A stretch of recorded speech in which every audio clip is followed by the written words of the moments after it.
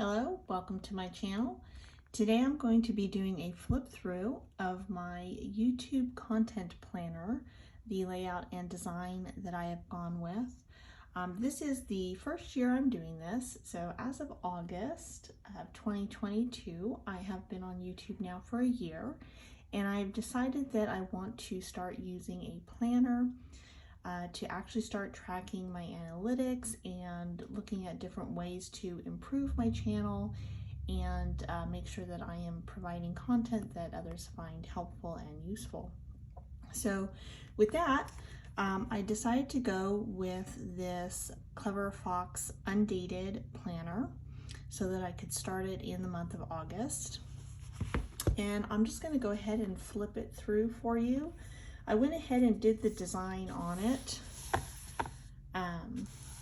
so that this wouldn't be a terribly long video of me creating it. So they've got a cover page here, which I haven't filled out yet. And then I decided to leave these pages the way they are, and I'm going to go ahead and fill in all the information on these pages. And then they had 2 pages for a vision board, and I decided for this first year I am just going to put stickers on there that I get that I really like and enjoy. And then maybe in future years I'll actually do an actual vision board once I get an idea of what I'm tracking and how I'm using the information. And then in my goals section, what I did is I replaced these life areas with just different areas. So analytics, specifically what I'm going to be looking at this year, some personal goals, and then I left a whole section here for content goals. So there are actually 12 spots. I can either do one a month or 12 different goals regarding my contents. So once I do some meditation and some thinking on that, I will fill that in. And then they have a section here for basically your 5 main goals that you really want to focus on. And so this year, since it's the first year tracking my information, I'm just going with the basic key points that I've seen on a lot of different YouTube channels, that they're pretty much saying these are the points that matter and to watch them. So I've listed them out here. And then I used this little dot grid page that they had to actually create a chart for these so that I can actually list like my total views, watch time, how many subscribers as of that month all the way down. I'll probably do it at the end of the month and then just keep it like a total running tab of what my total numbers are on this page to date. And then they had this year ahead section, which I went ahead and just decided to use this for video planning. So I can kind of plan ahead. There's certain videos that I know I want to do, you know, say in December or January or the middle of the year. Anything that I specifically want to make sure that I do a video on in a certain month, that's what I'm going to use this for.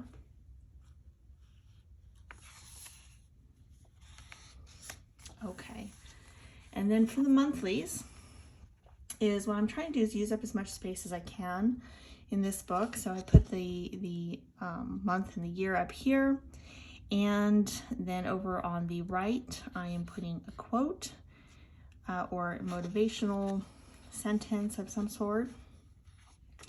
And then in these blank spaces, I'm putting little actions I want to take. So for the month of August, I want to start using hashtags or tags on my videos and see how that goes.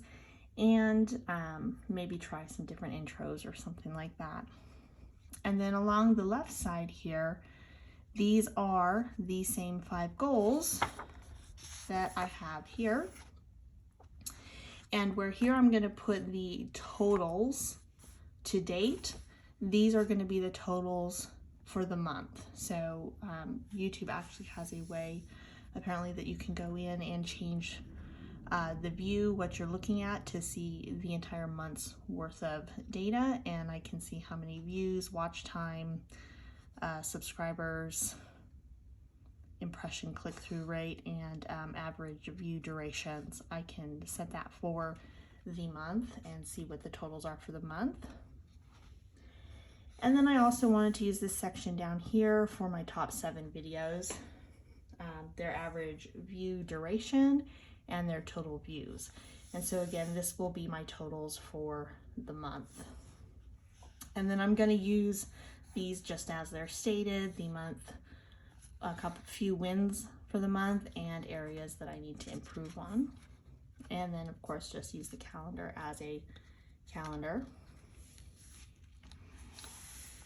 And then for the weekly spread, what I did here is I just labeled it up here, numbered it as usual, and I'm going to be updating my planners every Sunday as the end of the week. And basically what I'm going to do over here is, again, I have a spot for the 5 goals, and I'm going to break it down, the stats for those goals for the week. So I can do them by the week, by the month, and then all the way what my totals are to date. And then since on the monthly I am tracking the top 7 videos, average view duration and views, I'm going to also do that every 7 days as well. And then I decided to use the tracker just to kind of see, something I want to work on is my timing and basically my productivity of how efficient I'm being with my time, so that I have more time to do, other personal things when I'm not doing my YouTube stuff. So I wanted to track when I'm doing these tasks for the videos. Again, I'm gonna use the week's wins and areas to improve, and I'll probably use these priorities as usual and the main goal as well. And this here I'm gonna actually use to schedule out videos and planning and such. And so then I did that for the next weeks. They're all the same. I put a new quote at the top of each one.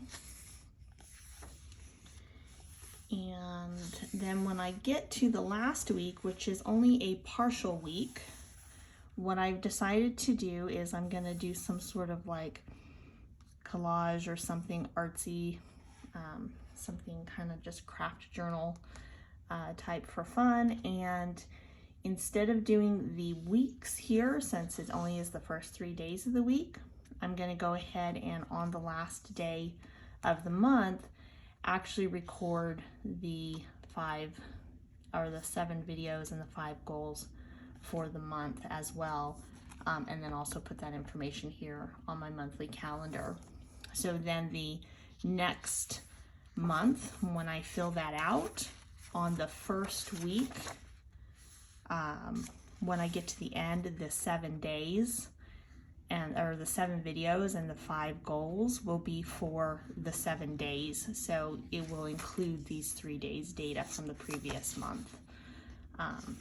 So wherever the end of the week falls, when it's in between 2 months, I'll do it on that first week of that next month's spread, and just record the month information on the last page.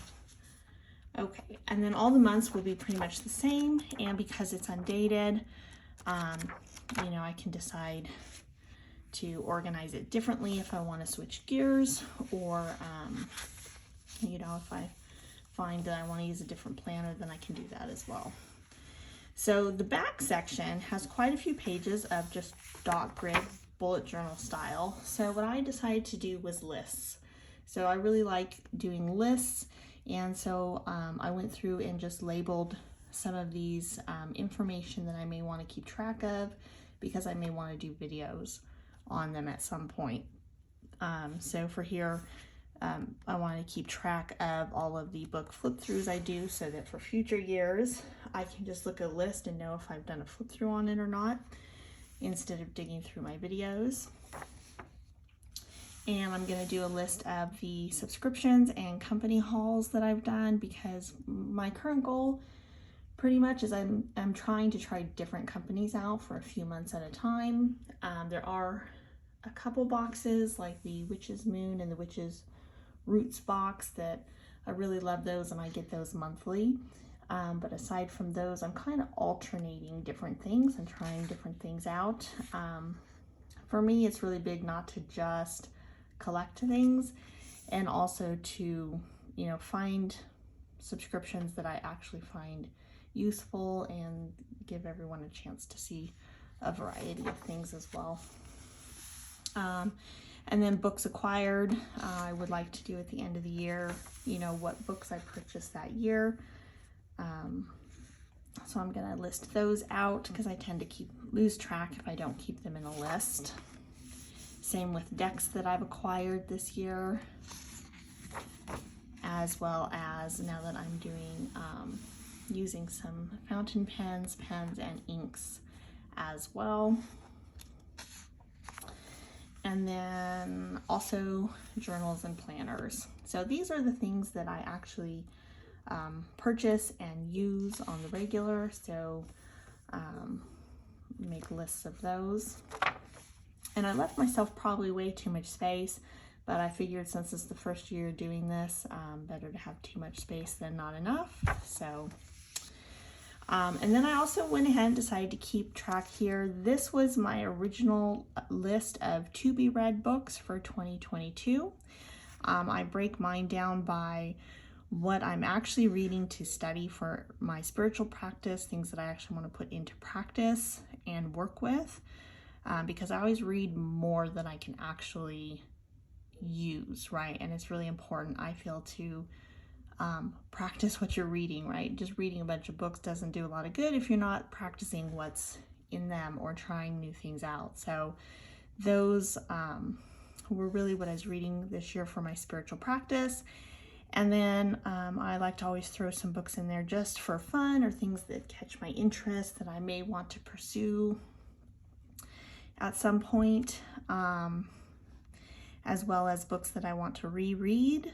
And then also other books, I like to read some each year that are just foundational books or deep dives to get different perspectives. So I wrote all those out, and then I have a way to track if I've read them yet, and if I read them hard copy or audio.